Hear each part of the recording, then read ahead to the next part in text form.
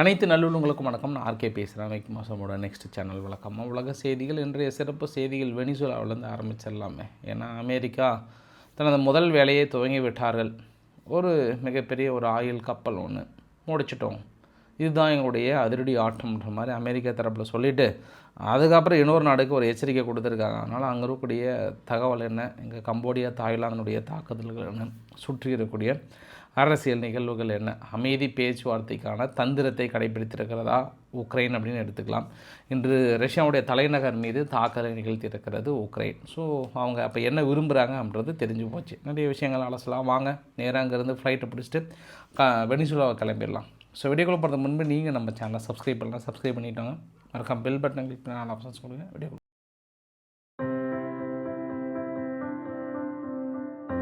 முதல் செய்தி, அருகாமையில் இருக்கக்கூடிய அந்த வீடியோ பதிவை பார்த்துக்கொள்ளுங்கள். இது அமெரிக்கா தரப்பில் வெளியிட்ட வீடியோ பதிவு. வெனிசுலாவை நோக்கி வந்து கொண்டிருந்த மிகப்பெரிய ஒரு எண்ணெய் கப்பல் அது. அந்த எண்ணெய் கப்பலினுடைய ஓனர் பயங்கரவாத அமைப்புகளுக்கு ஆதரவளிக்கிற மாதிரி சட்டவிரோத எண்ணெய் கடத்தல்களில் ஈடுபடுறதுனால இவ்வளோ பெரிய எண்ணெய் கப்பல்களை நாங்கள் கடத்தி இல்லை, அவங்க எடுத்து செல்றன்றாங்க. அதாவது இவங்க கடத்திட்டு போனாங்களாம், அதை இவங்க நேராக நாங்கள் எடுத்துகிட்டு போகிறோன்னா அமெரிக்கா தரப்பில் சொல்லியிருக்காங்க. வெனிசுலா தரப்பில் என்ன சொல்லிட்டாங்கன்னா, இது ஒரு திருட்டு, என்னது திருட்டு, சர்வதேச கடற்கொள்ளை, இந்த ஒரு கடற்கொள்ளையில் ஈடுபட்டுருக்காங்கன்னு ஒரு மிகப்பெரிய ஒரு குற்றச்சாட்டை சொல்கிறாங்க. அதனால் நிக்கோலஸ் மதுரோ அவர்களோட பதவியிலிருந்து அகற்ற வரைக்கும் இனி எங்களுடைய அதிரடி ஆட்டம் தொடங்கும்ன்ற மாதிரி அமெரிக்கா தரப்பில் சொல்லிட்டாங்க. இந்த சம்பவம் நடக்கும்போதே அமெரிக்காவுடைய B-2 ஸ்ட்ராட்டஜிக் பாம்பர்ஸ் வெனிசுலாவை தாக்க நடத்துவதற்கான குறிப்பிடித்து கொண்டிருந்தது. சப்போஸ் ஏதாவது இடக்கப்புடக்கான சம்பவங்கள் நடந்தது அப்படின்னா, இந்த கப்பல் ஃபுல்லாக இவங்க சீஸ் பண்ணும்போது ஏதாவது அவங்க தாக்கல் நடத்தினாங்கன்னா பதிலுக்கு தாக்கல் நடத்துவதற்காக தயாராக இருந்தாங்களாம். பட் ஆனால் நடத்தலையாம். சரி, வெனிசுலா யார் மீது ஒரு குற்றச்சாட்டை சுமத்துறாங்க? அமெரிக்கா மீது குற்றச்சாட்டை சுமத்துறாங்க. என்ன குற்றச்சாட்டு? திருட்டு குற்றச்சாட்டு. இது சர்வதேச கடற்கொள்ளை, இல்லை என்றால் ஒரு திருட்டு அப்படின்னு சொன்னாங்க இல்லையா? அதற்கு அமெரிக்க அதிபர் என்ன சொல்கிறாருன்னா, தலைவரே நீங்கள் கப்பலை பிடிச்சிட்டிங்க, கப்பலை பிடிச்சி என்ன பண்ண போகிறீங்கன்னாங்க. வேறு என்ன பண்ணுவோம், அவ்வளோதான், நாங்களே வச்சுக்குவோம் அப்படின்ட்டாங்க. சரி, அப்போ தான் நான் நினச்சிக்கிட்டேன், கரெக்டாக தான் சொல்லியிருக்காங்க போல் அப்படின்னு வச்சேன் நான். சர்வதேச கடற்பரப்பில் போயிட்டு நீங்கள் அந்த எண்ணெய் கப்பலை பிடிச்சி நீங்கள் என்ன பண்ண போகிறீங்க, அதை எடுத்துக்க போகிறீங்க, அவ்வளோதானே, அதை நேரடியாக கேட்க வேண்டியதான், நாங்களே கொடுப்போம் அப்படின்னு வெனிசுலா தரப்பில் சொல்கிறாங்க. இப்போ அந்த கப்பல் அமெரிக்க தரப்பில் திரடுறது மட்டும் இல்லாமல் இன்னொரு வார்னிங்கும் கொடுக்குறாங்க. பக்கத்தில் இருக்கக்கூடிய கொலம்பியானுடைய பிரசிடென்ட் குஸ்டாவோ பெட்ரோ அவர்களே, அடுத்தது நீங்கள் தான் சட்டவிரோதமாக ஏகப்பட்ட வேலைகளை செஞ்சிட்ருக்கீங்க. உங்கள் வேலைகளையும் நாங்கள் கொஞ்சம் நிறுக்க வேண்டிய வேலையாக இருக்குது. தேவையில்லாமல் இந்த ட்ரக் கார்ட்டெல்லாம் பெரிய அளவுக்கு ஒரு ஃபேக்ட்ரியை உருவாக்குறீங்க, கொகைன் ஃபேக்ட்ரி மாதிரி பெரிய அளவுக்கு உருவாக்கி அங்கே எங்கள் நாட்டுக்குள்ளே நீங்கள் அனுப்பிட்டுருக்கீங்க. அடுத்து நீங்கள் தான், இப்போ வெனிசுலாவும் முடிச்சுட்டுங்க, அடுத்து நீங்கள் தானே சொல்ல. அவர் யார்? பெட்ரோ குட்ரஸ் அவருக்கு என்ன சொல்லிட்டாருன்னா, ஐயா அந்த ஓனர் எல்லாமே, அதாவது இந்த கொகைன் மாஃபியாஸ் எல்லாமே உங்கள் துபாய் இருக்குல்ல, உங்கள் சொந்தக்கார நாடு, அந்த சொந்தக்கார நாட்டில் பாருங்கள், அந்த பெரிய பெரிய சொகுசு கப்பல்லாம் இருக்கு இல்லைங்க, அங்கே தாங்க இருக்காங்க. அங்கே போய் பிடிச்சிங்கனாவே ஓரளவு கிடச்சிருவாங்க. ஐயா நீங்கள் எங்கே பேசுன்னு அவர் நம்ம நக்கல் அடிச்சிட்ருக்கிறாரு அமெரிக்காவை பார்த்து. இப்போ வெனிசுலாவுடைய அதிபர் மதுரோ என்ன சொல்லிட்டாருன்னா, அருகாமையில் இருக்கக்கூடிய நாடுகளுக்கெல்லாம் அழைப்பு எடுத்துட்டார். ஏன்னா வெஸ்டர்ன் கலாச்சாரம், குறிப்பாக அமெரிக்காவால் காப்பாற்றப்பட்ட நாடுகள் Venezuela, Somalia, Iraq, Afghanistan, Libya, போதும், என்லெஸ் வார் போதும். அவர்களால் சீரழிந்த அந்த நாடுகள் இதோடு நிறுத்தி கொள்ள வேண்டும். அவர்களால் காப்பாற்றப்படவில்லை, இந்த நாடுகள் அழிக்கப்பட்டிருக்கிறது. அந்த அழிக்கப்படுகிற நாடின் வரிசையிலே நாம் வெனிசுலா இணைந்து கொள்ளலாமா? வேண்டவே வேண்டாம், இணைந்து கொள்ளுங்கள்ன்ற மாதிரி பக்கத்தில் இருக்கக்கூடிய கொலம்பியாவுக்கு அழைப்பு கொடுத்துருக்காரு. ஓ கொலம்பியா, ஓடி வாருங்கள், ஈக்குவேடார், பனாமா, இன்னும் எந்தெந்த நாடுகள் எங்களுடன் இணைந்து கொள்கிறீர்களோ இணைந்து கொள்ளுங்கள். இந்த கொள்ளையை நம்ம தடுத்தே ஆக வேண்டும். இன்றைக்கி நீங்கள் ஏதோ வெனிசுலாவை தான் கைப்பற்றாங்கன்னு நீங்கள் சொல்லிட்டு பாப்கார்ன் சாப்பிட்டு வேடிக்கை பார்த்துட்டு இருந்தீங்கன்னா, நாளைக்கு உங்கள் நாடையும் நீங்கள் இழைக்க வேண்டியது இருக்கும். வாருங்கள், இந்த நாட்டை காப்பாற்றலாம், அமெரிக்கா என்னும் ராட்சசன் பிடியில் இருந்து வாருங்கள் அப்படின்ற மாதிரி அழைப்பு கொடுத்துருக்கிறார். அப்போ சம்பவம் பெருசாக தான் இருக்குது. அமெரிக்கா என்ன நினச்சிட்டாங்கன்னா, மிரட்டியே பணியை வச்சு தன் கட்டுப்பாட்டுக்குள்ளே கொண்டு வரலான்னு நினைக்கிறாங்க. ஆனால் இப்போதைக்கு கை வச்சுருக்காங்க. சப்போஸ் உள்ளே நுழைஞ்சு தாக்கல் நடத்தினாங்கன்னா அது அமெரிக்காவுக்கு தான் டேஞ்சர். அது பொறுத்து இருந்து பார்க்க வேண்டிய ஒரு சூழ்நிலை. இருந்தாலும் இந்த மச்சிடா அவர்கள் யாருங்க, இந்த நோபல் பரிசு அனௌன்ஸ் பண்ணாங்கல்ல, அந்த மச்சிடா அவர்கள் நேற்று இரவு நார்வேயில் விருது வாங்குகிறாங்க. அந்த விருதுக்கு அவர் போகலன்னா அவருடைய டாக்டருக்கு வந்து கொடுக்கறதா இருந்தாங்க. அந்த டாக்டர்கிட்ட கூட அந்த பொண்ணுக்கிட்ட கூட இந்த மாதிரிமா கூடிய விரைவில் உங்கள் அம்மா வெனிசுலாவில் ஆசையை பிடிச்சிருவாங்க, அங்கே ஒரு ஜனநாயகம் வளர்ந்துரும் அம்மா அப்படின்னு சொல்ல. ஆனால் திடீர்னு பார்த்தா இரவோடு இரவாக அந்த அம்மா வந்து மக்கள் மத்தியில் தோண்டிட்டார். ஒரு ஷாக்கிங்காக இருக்குது. இப்போ யாருக்கு ஷாக்கிங்கு? எங்கள் நிக்கோலஸ் மதுராவுக்கு ஷாக்கிங். ஏன்னா கிட்டத்தட்ட ஒரு 10 செக் பாயிண்ட்டு, எல்லா இராணுவ செக் பாயிண்ட்டு, 10 செக் பாயிண்ட்டு மீறி இவங்க எந்த விமானத்தில் ஏறி இருந்தாலும் பிடிச்சிருப்பாங்க. ஏன்னா இவங்க வந்து ஆல்மோஸ்ட் வீட்டுக்காவல் வைத்திருக்கக்கூடிய ஒரு சூழ்நிலை தான். அந்தளவுக்கு இருக்கும்போது ஏற்கனவே வார்னிங் கொடுத்துட்டாங்க, இங்கே பாருமா நீ நாட்டை விட்டு போயிட்டு அந்த பரிசு வாங்கிட்டேன்னா மறுபடியும் நாட்டுக்குள்ளே கால்டி வைக்க முடியாது, உன்னை கைது பண்ணிடுவோம்லாம் மிரட்ட. ஸோ இந்தளவுக்கு உயரிய ஒரு பாதுகாப்பு இருக்கக்கூடிய ஒரு நாடு. மிகப்பெரிய சுற்றியும் அங்கங்கே செக் பாயிண்ட்டு போட்டிருக்காங்க. அந்த 10 செக் பாயிண்ட்டு மீறி ஒரு சின்ன போட்டு மாதிரி எடுத்து, பாய்மர போட்டு மாதிரி எடுத்து, அந்த போட்டில் இருந்து பக்கத்தில் இருக்கக்கூடிய குட்டித்தீவுக்கு போயிட்டு அங்கேருந்து ஃப்ளைட்டில் போனதாக சொல்கிறாங்க. எப்படி ஒரு வெனிசுலாவிலிருந்து கிளம்பி போனாங்கன்னே தெரியல. இப்போ இந்த பக்கம் ஒரே மர்மமாக இருக்குது. அப்போ தான் நான் நினச்சிக்கிட்டேன், ஐயா இந்த அம்மாவே சர்வசாதாரணமாக உங்கள் பிடியில் இருக்கக்கூடிய, யாருன்னு வெனிசுலாவை சொல்கிறேன், உங்கள் பிடியில் இருக்கக்கூடிய இந்த அம்மாவே சர்வசாதாரணமாக தப்பிச்சு போயிட்டாங்க. அப்புறம் எப்படியே அமெரிக்கா உங்கள் நாட்டுக்குள்ளே நுழைஞ்சி உன்னை போடாமல் இருப்பாங்க மாதிரி நினச்சிக்கிட்டேன் நான். கொஞ்சம் கேர்ஃபுல்லாக இருந்துக்கோங்க வெனிசுலா அதிபர் அவர்களே, கொஞ்சம் கேர்ஃபுல்லாக இருந்துக்கோங்க. உள்ளே நுழைஞ்சிட்டாங்க. இந்த அம்மா எப்படி நீங்கள் எஸ்கேப் பண்ணாங்க, யாரெல்லாம் உள்ளாடி வேலை செஞ்சாங்கன்னு கண்டுபிடிச்சிங்கனாவே நீங்கள் தப்பிச்சிக்கலாம். இல்லைனா அவங்க சிம்பிளாக வேலையை முடிக்க ட்ரை பண்ணுறாங்க. எப்படி, எந்த தாக்குதலும் இல்லாமல் கத்தியின்றி ரத்தமின்றி ஒரு தேசத்தை கைப்பற்றுவது என்றால் நேராக ஒரே ஆள், அந்த தலைமை பொறுப்பில் ஒரு ஆளை டப்புன்னு தூக்கிட்ட வேலை முடிச்சுன்னு நினைக்கிறாங்க. இந்த ஐடியா எப்படி ரஷ்யா ஃபாலோ பண்ண மாட்டாங்க? ரஷ்யா இந்த அளவுக்கு கஷ்டப்பட்டு வருஷ கணக்கில் முக்குன்னு முக்கிட்டு இருக்காங்களே, அதற்கு பதிலாக ஏன்னா கிட்டத்தட்ட 4 வருஷம் ஆகிப்போச்சு, ஏகப்பட்ட தடை. இதே மாதிரி பிளான் பண்ணி மிரட்டிய லைட்டாக அப்படி ஜெலன்ஸ்கி ஒரு டக்குன்னு இப்படி தூக்கியிருந்தீங்கன்னா உங்களுக்கு வேலை கொஞ்சம் சிம்பிளாக போயிருக்குமோ அப்படின்னு நான் நினச்சேன். அதுதான் அமெரிக்கா ஐடியா கொடுக்குறாங்க. இன்னும் அதை பயன்படுத்துகிறாங்களா இல்லை செயல்படுத்துகிறாங்களா அப்படின்னு பார்க்கலாம். இது அங்கே இருக்கக்கூடிய நிகழ்வுகள். ஆல்மோஸ்ட் இப்போ நம்ம அடுத்து 2வது கட்டமாக எங்கே போகிறோன்னா தாய்லாந்து கம்போடியா தகவல். தாய்லாந்து கம்போடிய தாக்குதலை பொறுத்த வரைக்கும் நேற்று இரவே திடீர்னு ட்ரம்ப் அவர்கள் நான் ஃபோன் பண்ணி பேச போகிறேன், லேட்ஸ் மேக்கியா டே கொண்டு வர போகிறேன், மிரட்ட போகிறேன் அப்படின்னு சொன்னதுக்கு நேற்றே சொல்லிட்டாங்க. எங்கிட்டலாம் ஃபோனும் வரல, யார் மிரட்டலுக்கு நாங்களாம் பணிய மாட்டோம், எங்கள் அச்சீவ்மெண்ட் முடிகிற வரைக்கும் அடித்து துவம்சம் பண்ணுவோன்ற மாதிரி தான் சொன்னாங்க. இருந்தாலும் எனக்கு என்ன சந்தேகம்னா, கம்போடியாவிலேருந்து மிக முக்கிய நபர் சீனாவுக்கு போயிட்டு சீனாவை புகழலாம் சொல்கிறாங்க. ஐயே அண்ணே தைவானும் உங்களுக்கு தான், அங்கே இருக்கக்கூடிய தாய்லாந்தும் உங்களுக்கு தான், எல்லாமே உங்களுக்கு தான், ஒன் சீனா பாலிசியே இந்த கம்போடியா மனதார வரவேற்கிறது அண்ணே அப்படின்னு பயங்கரமாக புகழ்ந்துட்டு வந்தாங்கல்ல. அதனால் இப்போ கம்போடியா மீது அடிப்பதற்கு அப்படியே கொஞ்சம் தள்ளி நின்று அமைதியாக இருப்பான்னு சொல்லி வேடிக்கை பார்த்து அமைதியாக இருக்காங்களோ அப்படின்னு இன்னொரு அகலி எனக்குள்ளே தோணுச்சு. ஒன்று. 2வது விஷயம் என்னென்னா, இப்போ தாய் ஆர்ம்டு ஃபோர்ஸஸ் என்ன ஒரு அனௌன்ஸ்மெண்ட் கொடுத்துருக்காங்கன்னா, அதற்கு முன்பு இந்த வீடியோ பதிவு பாருங்கள். நேற்று தாய்லாந்தினுடைய இராணுவம் வந்து டீட்டெயிலாக எக்ஸ்பிளைன் பண்ணியிருக்காங்க. அதாவது அந்த இராணுவத்தினுடைய இலக்குகள் என்ன, எந்த அளவுக்கு நாங்கள் தாக்கல் நடத்த போகிறோம், எல்லாமே இன்டெப்த்தாக மிகப்பெரிய ஒரு தாக்கல் நடத்த போகிறோன்ற மாதிரி சொன்னாங்க. பட் நேற்றைய பேட்டியில் அவங்க விரிவாக்கமாக கொடுக்கும்போது நான் ஒன்று புரிஞ்சுக்கிட்டேன். அப்போ இத்தனை நாள் அமெரிக்கா துணையோடு அமைதி ஒப்பந்தத்தில் ஈடுபடுகிறேன் என்ற ஒரு ஒற்றை கையெழுத்தை போட்டுவிட்டு பயங்கரமான உள்ளடி வேலை செஞ்சுருக்காங்க. இது வந்து ஒரு ப்ரீ பிளான்டு அட்டாக்கு. அதாவது இப்போ எல்லை பகுதியில் பிரச்சனை வந்து தாக்கல் நடத்துவது என்பது வேறு. ஆனால் இவங்க வெளியிட்டது எல்லாமே வந்து ப்ரீ பிளான்டாக எந்தெந்த பகுதியில் எங்கெங்கே நாங்கள் அட்டாக் பண்ணுறோம், எந்த அளவுக்கு உள்ளே நுழைய போகிறோம், இன்டெப்த்தாக உள்ளே போகிறோம்னு சொல்லிட்டு ஆல்மோஸ்ட் ஒரு 150 கிலோமீட்டருக்கு மேலே மக்களை வெளியேற சொல்லிட்டாங்க. ஒரு 150 கிலோமீட்டருக்கு மேலே.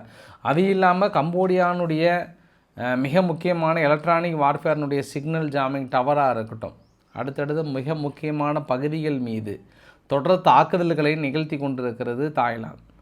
அதாவது கம்பேர் பண்ணும்போது கம்போடியாவை விட தாய்லாந்து மிகப்பெரிய தாக்கலை நிகழ்த்தி கொண்டிருக்கிறார்கள் அப்படின்றது கூடுதல் தகவல். நேற்று தாய்லாந்து வந்து சீனாவுடைய ஓண்டு கம்பெனி ஒன்று இருந்தது, அந்த கம்பெனி மீது கூட நேற்று ஒரு அட்டாக் வந்து நிகழ்த்தியிருந்தாங்கன்றது புரியுது எனக்கு.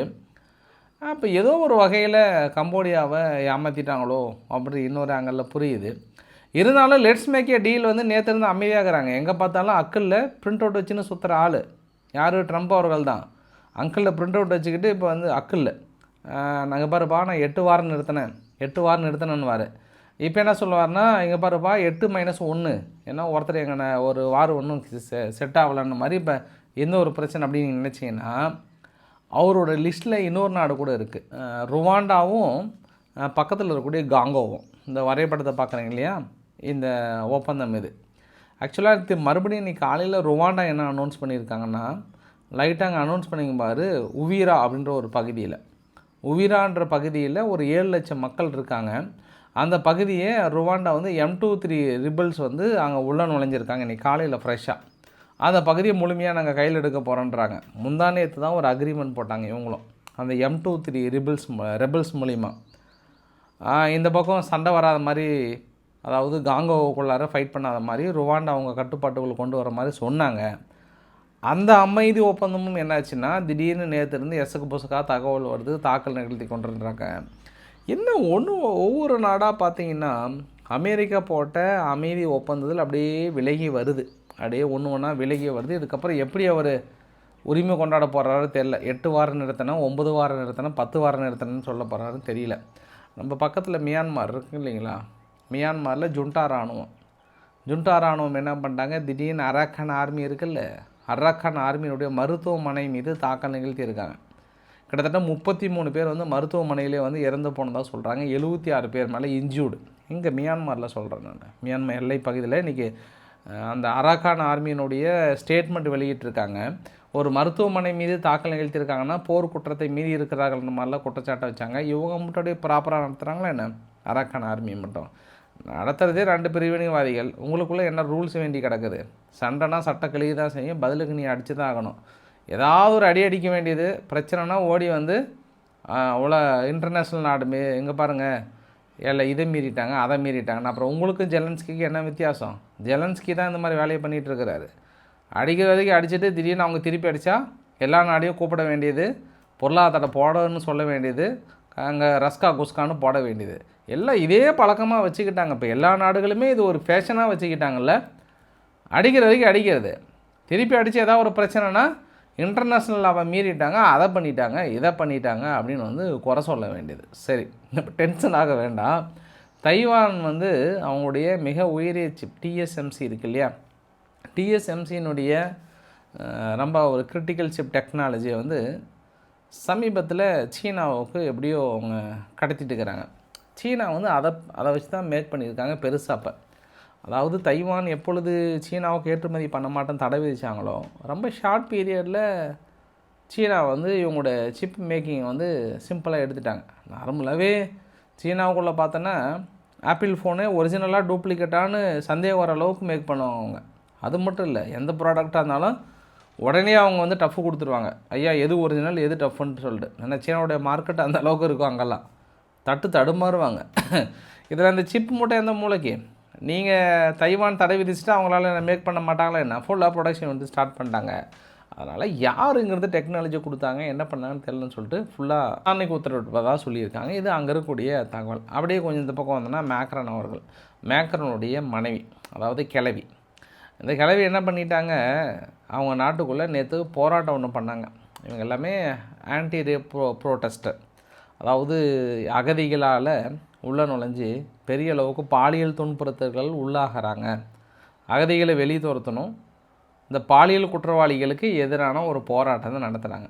இந்த போராட்டம் இருக்கும்போது இந்த அம்மா வந்து என்ன அங்கே சத்தம்னு கேட்டிருக்காங்க. அம்மா பாட்டி கிளவியே அங்கே இந்த மாதிரி தான் பாலியல் துன்புறுத்தலுக்கு எதிராக போராட்டம் நடத்துகிறாங்க அப்படின்னே ஒரு டர்ட்டி பிஷஷ்ன்ற மாதிரி ஒரு சில கெட்ட வார்த்தையில் வந்து சொல்லிட்டுக்கிறாங்க. அது அந்த மைக்கில் அப்படியே ரெக்கார்டாக இருக்குது, அப்படியே பரவ ஆரம்பிச்சிருச்சு. இப்போ அந்த ப்ரோட்டஸ்ட்லாம் வந்து இந்த கிழவிக்கு அந்த வேலையை பற்றியா பேரங்கிட்ட சேர்ந்துக்கிட்டு வாழ்க்கையை நடத்திக்கிட்டு எங்களை வந்து குறை சொல்கிற கிளவி அப்படின்ட்டு அவங்களுக்கு கோபம் வந்துருச்சு, பயங்கரமான கோபம் வந்துருச்சு. யார்? இந்த ஆன்டி ப்ரோட்டஸ்ட்டு, அதாவது பாலியல் துன்புறுத்தலுக்கு எதிரான அந்த போராட்டம் நடத்தினவங்க இப்போ இன்னும் எங்களை பார்த்து இவ்வளோ கெட்ட வார்த்தை பேச ஆரம்பிச்சிட்டாங்களா அப்படின்னு சொல்லிட்டு போராட்ட காலம் இன்னும் அதிகமாக வரக்கான வாய்ப்புகள் இருப்பதாக சொல்கிறாங்க. இப்போ ஜெர்மனி ஒரு வழியாக தனது கண்டுபிடிப்பை உலகத்துக்கு சொல்ல வராங்க. என்ன கண்டுபிடிப்புன்னு ஷாக் ஆகிடாதீங்க. அவங்களோட நாட்டுக்குள்ளார திடீர்னு எப்படி திடீர்னு இந்த ட்ரோன் பறந்தது. மிக முக்கியமாக நேட்டோ படைகள் இருக்கக்கூடிய இடத்துல கூட ட்ரோன் பறந்தது. ஜெர்மனியுடைய விமான சேவைகள் பாதிக்கப்பட்டது. ஐரோப்பாவுடைய விமான சேவைகள் பாதிக்கப்பட்டது. ஒருவேளை ஏலியன்கள் இந்த ட்ரோன்களை அனுப்பியிருப்பாங்களான்ற கோணத்தெல்லாம் விசாரணை பயங்கரமாக பண்ணாங்க இல்லையா? இப்போ என்ன சொன்னாங்கன்னா, ரஷ்யானுடைய கப்பல் ஒரு 3 கப்பலுங்க அந்த பர்டிகுலர் டைமில் வரும்போது கரெக்டாக இந்த ட்ரோன் வந்திருக்கான். ஆல்மோஸ்ட் இந்த இன்சிடெண்ட் ஐரோப்பாவுக்குள்ளார 1072 இன்சிடெண்ட் நடந்திருக்கு. 1955 அன்ஐடென்டிஃபைடு ட்ரோன் பறந்துருக்கு. இது எல்லாமே ரெக்கார்டாக இருக்குது நேட்டோ ட்ரைனிங் சென்டர்லேருந்து அத்தனையும். இப்போ இவங்க சொல்கிற எல்லாமே மொத்தம் 4 கப்பல் சொல்கிறாங்க. HAV snapper, HAV dolphin. இந்த 2 கப்பல் ரெகுலராக இந்த பக்கம் வரும்போது இப்படி ஒரு இன்சிடெண்ட், அதாவது பல 100 கிலோமீட்டர் தள்ளி சர்வதேச எல்லை பகுதியில் இந்த கப்பல் போகும்போது திடீர்னு அங்கேருந்து அப்படியே ட்ரோன் அனுப்பிட்டு ஒன்றுமே தெரியாத மாதிரி அங்கே போய் திடீர்னு அமைதியாக போயிடுது. இப்படி ஒரு கண்டுபிடிச்சிட்டாங்க. இப்போ இந்த புலன் விசாரணை தலைவரே, இது எல்லாத்துக்கும் காரணம் ரஷ்யா சார்பு இருக்கக்கூடிய கப்பலில் தான் வந்திருக்குன்னு சொல்லிட்டு இனி என்ன நடத்த போகிறாங்களோ தெரியல. அவ்வளோதான். ஜெர்மனி இப்போ பட்டாப்பட்டி டயரை போட்டுட்டு கிளம்ப போகிறாங்க. இப்போ ரஷ்யாவுக்குள்ளார நீங்கள் தான் எங்கள் நாட்டுக்குள்ளே சித்து வேலை பண்ணுறீங்களா அப்படின்ட்டு இன்றைக்கி கிளம்ப போகிறாங்கன்னு நினைக்கிறேன். இது நீங்கள் விசாரணை பண்ணுறதுக்கு முன்னாடியே தெரியும். இது ரஷ்யா தான் காரணம்ன்ட்டு விசாரணை பண்ணுறதுக்கு முன்னாடியே தெரியும். இதுக்கு இத்தனை நாள் தேவையே இல்லை. போய் போலந்துக்கிட்ட கற்றுக்கோங்க. ஒரு இன்சிடெண்ட் நடந்த அடுத்த அரை மணி நேரத்தில் அந்த விசாரணை அறிக்கையை தாக்கல் பண்ணி யார் குற்றவாளி அப்படின்னு அனௌன்ஸ் பண்ணுவதற்காக போலந்துக்கிட்ட கற்றுக்கோங்க. எத்தனை மாதம் எடுத்துக்கிட்டீங்க? இதுக்கு 3 மாதம் எடுத்துருக்கீங்க நீங்கள். ரொம்ப தப்பு. டக்குன்னு ட்ரோனு பார்த்தவொடனே சொல்கிறதில்ல, எல்லாம் ரஷ்யா ட்ரோனு, ரஷ்யா தான் அனுப்புகிறாங்க, போடுங்க பொருளாதார தடைன்னு போகிறத விட்டுட்டு வருஷ கணக்காக இன்வெஸ்டிகேஷன் பண்ணுறீங்க. சரி, பார்க்கலாம். அடுத்து, அமைதியை விரும்புகின்ற உக்ரைன். இந்த பூ உலகில் அமைதி மலர்ந்து விட வேண்டும். அமெரிக்கா கொண்டு வந்திருக்கிற அந்த அமைதி ஒப்பந்தத்தில் நாங்கள் எந்த நேரத்திலும் கையெழுத்து போட தயாராக இருக்கிறோம் அப்படின்னு இவங்களும் ஐரோப்பாவும் மாங்குன்னு டெய்லியும் இதே பேட்டி தான். ஆனால் உள்ளே ஏகப்பட்ட வேலை செய்வாங்க. இந்த அமைதி விரும்புகின்ற உக்ரைன் என்ன பண்ணிட்டாங்க, இன்றைக்கி ரஷ்யாவுடைய தலைநகர் மாஸ்கோவை நோக்கி ஒரு 300க்கும் மேற்பட்ட ட்ரோன் பிளான் பண்ணிட்டாங்க. ஏற்கனவே ரஷ்யா என்ன சொன்னாங்கன்னா, நீ எங்கனாலும் அடி, மாஸ்கோவை மட்டும் கை வச்சுன்னா உன்னை பிரித்து மேய்ஞ்சிரும்னு சொன்னாங்க ரஷ்யா. ஆனால் இப்போ நீ முடிஞ்சால் பிரித்து மேய்ஞ்சிப்பார். பிரித்து மேய்ஞ்சனா நான் அவ்வளோதான் ஒப்பாரி வச்சுருவேன். இது மாதிரி எல்லாத்துக்கும் காரணம் ரஷ்யா தானே ஒப்பாரி வச்சுருவேன். மறுபடியும் சரியான ஆளாக இருந்தால் என் மேலே கை வச்சு பாருன்ற மாதிரி இன்றைக்கி என்ன பண்ணிட்டாரு, மொத்தம் 4 இடம். ரஷ்யானுடைய தெர்மல் பவர் பிளான்ட்டு, அப்புறம் இன்னொரு ஸ்மோலெக்ஸ்ட் ஓப்லாஸ்ன்னு சொல்லிட்டு அந்த பகுதியில் எல்லாமே அடுத்தடுத்த தாக்குதல், ஒரு கெமிக்கல் பிளான்ட் ஒன்று தாக்குதல் நிகழ்த்தியிருக்காங்க. ரஷ்யா என்ன சொல்கிறாங்கன்னா, ஒரு 36 ட்ரோனை சுட்டு வீழ்த்திட்டேன்னு சொல்கிறாங்க. இருந்தாலும் தலைநகர் மீது கை வச்சதுனால பதில் தாக்குதல் உங்களுக்கு உடனே கிடைக்கும், சீக்கிரமாக எதிர்பாருங்க. இந்த கிஃப்ட்டு நாங்கள் ரொம்ப நாளாக பொறுத்திருக்க மாட்டோம், உங்களுக்கு சீக்கிரம் பெரிய கிஃப்ட் இருக்குன்ற மாதிரி அவங்க தரப்பில் சொல்லியிருக்காங்க. அது இல்லாமல் இன்னொரு வீடியோ வெளியிட்டாங்க. நீங்கள் கொடுக்குற கிஃப்ட் ஒரு பக்கம் இருந்தாலும் தான் அவங்களுக்கு இன்னொரு கிஃப்ட் வச்சுக்கோன்னு சொல்லிட்டு உக்ரைன் தரப்பில் வீடியோ பதிவு. அதாவது கிரிமியாவில் இருக்கக்கூடிய மிகப்பெரிய ரஷ்யாவுடைய ஷேடோ ஃப்ளீட்டினுடைய கப்பலை நாங்கள் எப்படி தாக்கல் நடத்தணும், இதுவரையும் நாங்கள் ஒரு 4 கப்பல் தாள்கள் வச்சோம், 4மே முடிஞ்சிட்டோம். டிசம்பர் 10லேருந்து டிசம்பர் 10 வரைக்கும் நடத்தப்பட்ட தாக்குதல். இது நேற்று நடத்தின தாக்கலுங்க. இது நேற்று நடத்தின ரஷ்யாவுடைய மிக முக்கியமான ஆயில் டேங்கர், கிட்டத்தட்ட 4வது கப்பல். இது ரஷ்யா தடுமாறிட்டு இருக்காங்க. இப்போ கருங்கடலில் அனுப்பலாமா அனுப்பக்கூடாதான்ற அளவுக்கு தடுமாற வச்சுட்டாங்க. மிகப்பெரிய தாக்கம். இது எல்லாமே ரஷ்யாவுடைய ஈகோவை நேரடியாகவே தீண்டி இருக்கிறாங்க. இனி என்ன பண்ண போகிறாங்கன்றதை நம்ம பார்க்கலாம். வெயிட் அண்ட் சீன்னு சொல்லியிருக்காங்க. ஸோ அமைதியை விரும்புகிற ரஷ்யா உக்ரைன் பூத்தாக்குதலை நிகழ்த்தி விட்டது ரஷ்யா மீது. பதிலுக்கு அவர்கள் நடத்தினார்கள் என்றால் அது தீவிரவாத தாக்குதல் என்று கூடியவர்கள் அனௌன்ஸ் பண்ணுவாங்க. ஆனால் இதுக்கப்புறம் உக்ரைன் நினைக்கிற சம்பவங்கள் எல்லாமே நடக்குமானால் அது நடக்காது. அமெரிக்கா தனது மனதை மாற்றியிருக்கிறது. அது என்னன்றது உங்களுக்கு இரவு பதிவில் சொல்கிறேன் நான். ஆனால் உக்ரைனுடைய இன்டெலிஜென்ட் இந்த உலகத்துக்கே ஒரு பகீர் தகவலை சொல்லியிருக்காங்க. இந்த தகவலை கேட்டு சீன மக்கள் கூட மயங்கி விழுவதற்கு வாய்ப்புகள் இருக்குது. ஆத்தான என்ன பண்ணுவன்ற அளவுக்கான ஒரு கண்டுபிடிப்பு, ஒரு மிகப்பெரிய ஒரு இன்வெஸ்டிகேஷன். என்ன சீன மக்களே மிகப்பெரிய ஒரு ஷாக் ஆகிற அளவுக்கான என்ன ஒரு இன்வெஸ்டிகேஷன் அப்படின்னா, சமீப காலமாக சீனா ரஷ்யாவுக்கு மிகப்பெரிய உதவி செய்திருக்கிறது என்றால், ரஷ்யா ஒரு சில நிலப்பகுதிகளை சீனாவுக்கு தாரை வாக்குறேன்னு சொல்லிட்டாங்களாம். சீனா உனக்கு கொடுத்துட்றேன், ஒரு சில பகுதியை எடுத்துக்கோ, ஆனால் எனக்கு சப்போர்ட்டு மட்டும் குறைச்சாதான் சொன்னேனே. எங்கே பார் முடிச்சிட்டு இல்லை, உனக்கு என்ன வேணும் சொல்லு, நிலத்தை எனக்கு கொடுத்துட்டு இல்லை, நான் பார்த்துக்கிறேன் போன்ட்டாங்களாம். இந்த மாதிரி அக்கா அந்த பேக்கரி வச்ச கதையா, அதாவது அக்கானுடைய பேக்கரி எழுதி வச்ச கதையா ரஷ்யா என்ன பண்ணிட்டாங்க, ஒரு சில நிலப்பகுதிகளை எழுதி வச்சுட்டு, அதனால தான் இந்த போரை எக்காரணத்தை கொண்டும் நின்றுவிடக்கூடாது என்ற கோணத்தில் சீனா ரஷ்யாவுக்கு உதவி செய்து கொண்டு இருக்கிறது. அங்கே தன்னுடைய நிலங்களை எல்லாம் கொடுத்துட்டு இங்கே வந்து தன்னுடைய லேண்டை எழுதி வாங்குறீங்களே, இது எந்த வகையில் நியாயம்னு கேட்குறாங்க. கொடுக்குற இடத்துல கொடுத்துட்டிங்களே, அந்த லேண்டை ஹோல்டு பண்ணிங்கன்னா கூட போதாதா, என்கிட்ட வந்து கேட்கலாமா அப்படின்ட்டு சிரிக்காமல் ரொம்ப சீரியஸாக உக்ரைன் தரப்பில் இப்படி ஒரு தகவலை சொல்லியிருக்காங்க. அது எப்படின்னு இதுக்கப்புறம் உக்ரைனுக்கு தான் வெளிச்சம். இது மாதிரி அரிய பெரிய தகவல் எல்லாமே வந்து உக்ரைனுடைய இன்டெலிஜென்ட் வந்து போய் எட்டி பார்த்துருவாங்க. காற்று நுழையாத இடத்துல கூட மறு வச்சுட்டு உள்ளே நுழைஞ்சு இந்த மாதிரி தகவல்கள் வந்து அப்படி கபலீகரம் செஞ்சுட்டு வந்து நம்மக்கிட்ட சொல்லுவாங்க. இதை நம்ம நம்பணும், நம்பினா தான் நமக்கு சோறுன்னு சொல்லுவாங்க. சரி, ரைட்டு. இறுதி பதிவில் ஐரோப்பா வந்து ஒரு 2026 எண்டுக்குள்ளார ரஷ்யாக்கிட்டேருந்து வாங்கக்கூடிய கேஸ் நிறுத்த போகிறேன்ட்டாங்க. 2026 அதாவது கேஸு, மீது 2027 பைப்லைன் வழியாக வருதில்ல, அதுக்குள்ளே அங்கே நிறுத்த போகிறேன்னு சொல்லிட்டாங்க. இந்த மிகப்பெரிய ஒரு அறிவிப்பு நீ ரஷ்யாவுடைய பொருளாதாரமே என்ன பண்ண போதோ தெரியலைங்க. ஃபைனலாக நம்ம கிம் ஜாங் அன்னோட வீடியோ பதிவோடு முடிச்சிடலாம். தலைவன் ஒரு மாஸ் தலைவனாகிறார் பற்றியா, அதாவது ஒரு அதிபராக இருந்து கொண்டு எந்த ஒரு சின்ன விஷயமா இருந்தாலும் பாருங்கள், நேற்று திடீர்னு கிளாஸ் நடந்துகிட்டு இருந்தான், தலைவர் உள்ளே போயிட்டாராம், போய் டெஸ்ட் எழுதுகிற பேப்பர்லாம் வாங்கி பார்க்குறாராம். நான் நினச்சேன் அந்த பாடம் எடுக்கிற வாதியாருக்கு கடன் நடிகை இருக்குமே, ஐயோ நம்ம என்னத்தை நடத்துறதுங்க, ரொம்ப நடிகை இருக்குமா என்னென்னு தெரியல. இது மாதிரி திடீர்னு அவரோட இன்ஸ்பெக்ஷன்லாம் பார்த்துக்கோங்க. பொருட்களோட தரங்களை சோதித்து பார்க்குறதுலேருந்து அத்தனையும் மனுஷன் வந்து பிரித்து மேயிற ஒரு வீடியோ பதிவுகள் அங்கேருந்து வந்திருக்கிறது. இந்த வீடியோ பதிவுகள் அனைத்தும் கிம் ஜாங் அன்னை சார்ந்தது அப்படின்றது ஒரு குறிப்பிட்டத்தகுந்த தகவல். ஏன் அவர் மக்கள் மத்தியில் ஒரு செல்வாக்கு பெற்ற தலைவராக இருக்கிறார் என்றால் நேரடி இன்ஸ்பெக்ஷன் தான். ஏதாவது ஒரு சின்ன பிரச்சனைனால தூக்கி போடுங்கன்ற அளவுக்கு வந்து மிகப்பெரிய நேரடி இன்ஸ்பெக்ஷன் பண்ணுறாருன்ற மாதிரி வந்து சொல்லியிருந்தாங்க. அடுத்து ஜப்பானுடைய பிஎம்னுடைய டகாஷி அவர்கள் அங்கே இருக்கக்கூடிய மக்களுக்கான அப்ரூவல் ரேட்டிங் வந்து 80% மேலே தாண்டிட்டாராம். ரொம்ப ஒரு கனிமையான பண்பு.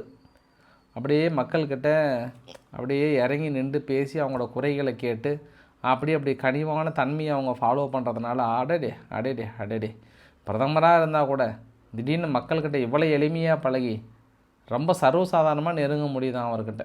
அப்படியே வாங்க அப்படின்னு தோல் மேல் கை போட்டு குறையாத அப்படியே ரொம்ப எளிமையாக நடந்துக்கிறாங்க அப்படின்னு அவங்ககிட்ட இருக்கக்கூடிய அப்ரூவல் ரேட்டிங் வந்து பெரிய அளவுக்கு நெருங்கி இருக்குன்னு கூடுதல் தகவலாக சொல்லியிருக்காங்க. ஸோ இன்றைக்கு ஓரளவுக்கான தகவலை நான் கவர் பண்ணிட்டேன்னு நினைக்கிறேன். ஒரே ஒரு தகவல் மட்டும் மிஸ் பண்ணிட்டேன்.